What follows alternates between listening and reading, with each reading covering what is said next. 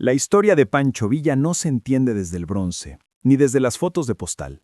Se entiende desde la miseria, desde el enojo, desde la infancia rota de un niño que nació condenado, por un país que no daba oportunidades a nadie que no tuviera tierra o dinero. Doroteo Arango, el verdadero nombre de Villa, llegó al mundo en una de las regiones más pobres de Durango, donde los hacendados eran dueños de todo, de la tierra, del agua, del trabajo, de las vidas y hasta de los silencios de los peones. Ahí aprendió que la ley no protegía a los pobres, que la justicia tenía precio y que su familia nunca iba a tener defensa frente al abuso de los poderosos. Su niñez estuvo marcada por jornadas largas, hambre perpetua y golpes que eran parte del paisaje.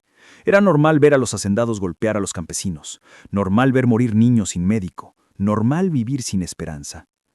El México que vio Doroteo no era un país, era una herida abierta, y en ese entorno cualquier chispa podía encender a un hombre para siempre. Según su propia versión, fue un intento de abuso contra su hermana lo que lo empujó a matar a un hacendado. Tal vez la historia exacta nunca se sabrá, pero lo que sí es cierto es que ese tipo de abusos eran comunes y que los pobres vivían constantemente expuestos a humillaciones sin consecuencias para los agresores. Doroteo huyó siendo casi un muchacho. Huyó no porque quisiera ser criminal, sino porque quedarse significaba morir.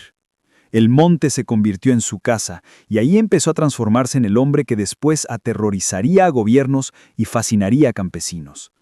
En el mundo del bandolerismo encontró algo que nunca tuvo: un lugar, respeto, recursos y la oportunidad de defenderse. Robó ganado, asaltó carreteras, peleó con grupos rivales, sobrevivió a balazos y aprendió a moverse como fantasma entre las sierras. Pudo haberse quedado como un bandido más, pero Doroteo era diferente. Era inteligente, carismático y tenía una memoria feroz.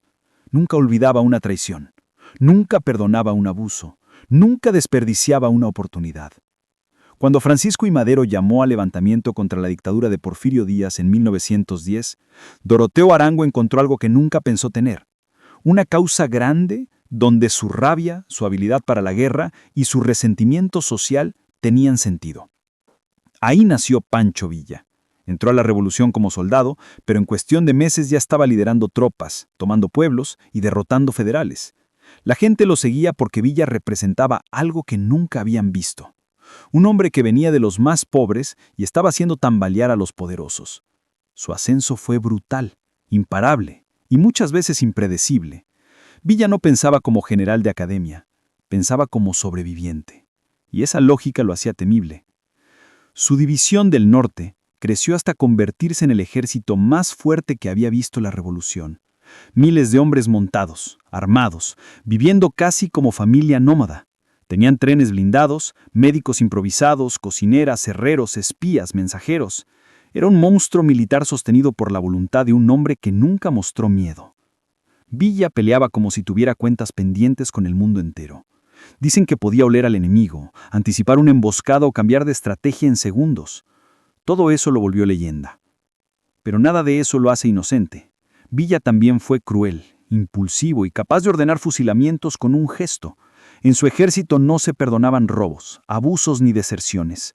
Quien lo traicionaba, moría. Quien se le enfrentaba, también. En la guerra los límites morales se rompen, y Villa era hijo de esa brutalidad. En ocasiones ejecutó a inocentes por sospechas infundadas, en otras salvó vidas y protegió pueblos enteros. Su justicia era rápida, personal y muchas veces implacable. Así era él, extremo en todo.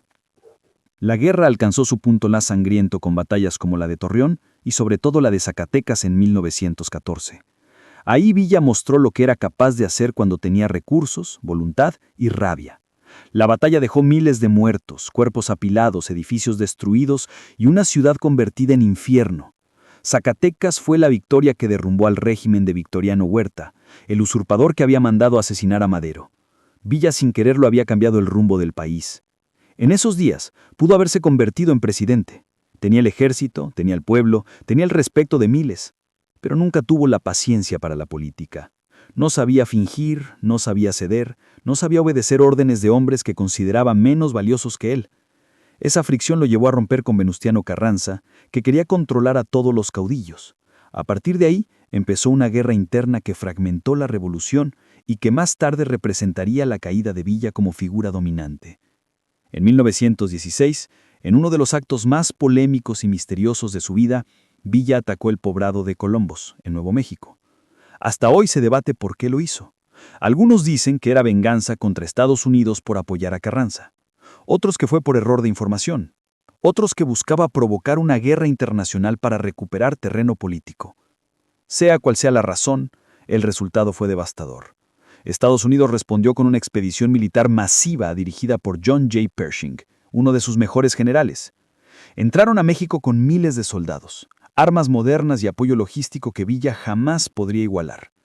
Pero ni así pudieron atraparlo. Villa desaparecía cada vez que Pershing se acercaba. Se movía por las sierras como sombra, cruzaba desiertos sin dejar rastro. Contaba con el apoyo de pueblos que lo escondían y lo alimentaban. Pershing volvió a Estados Unidos derrotado. Villa se convirtió en el único hombre en la historia moderna que burló al ejército norteamericano en su propio territorio.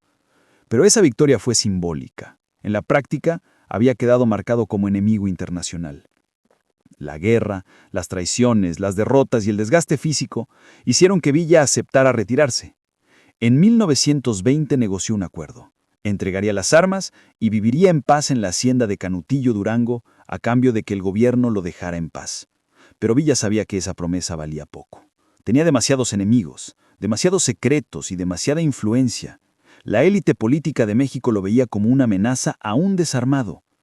Sus últimos años fueron tranquilos en apariencia.